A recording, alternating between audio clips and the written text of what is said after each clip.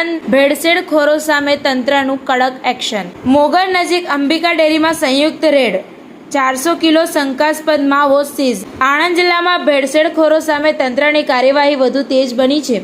મોગર નજીક આવેલી અંબિકા ડેરીમાં આણંદ એલસીબી અને ફૂડ એન્ડ ડ્રગ્સ વિભાગની ટીમે સંયુક્ત કાર્યવાહી હાથ ધરી હતી। રેડ દરમિયાન અંદાજે 400 કિલો શંકાસ્પદ માવો મળી આવતા સમગ્ર જથ્થો સીઝ કરી દેવામાં આવ્યો છે।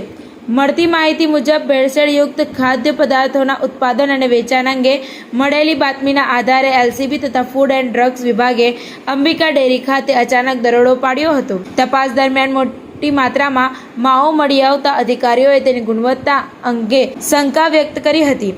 તંત્ર દ્વારા માવાના નમૂનાઓ લઈ લેબોરેટરી તપાસ માટે મોકલવામાં આવ્યા છે। FSL ની મદદથી વૈજ્ઞાનિક તપાસ હાથ ધરવામાં આવી છે। તપાસનો રિપોર્ટ પ્રાપ્ત થયા બાદ સંબંધિત જવાબદારો સામે કાયદેસરની કાર્યવાહી કરવામાં આવશે। આ કાર્યવાહી બાદ જિલ્લામાં ભેળસેળ કરતા તત્વોમાં ફફડાટ વ્યાપી ગયો છે।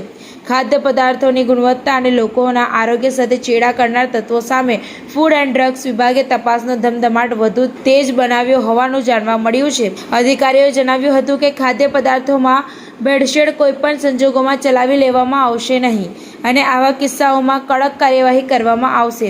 હાલ સમગ્ર મામલે વધુ તપાસ ચાલી રહી છે। ટીવી 18 ન્યૂઝ નેટવર્ક સાથે રિપોર્ટર બસર મલિક, આણંદ।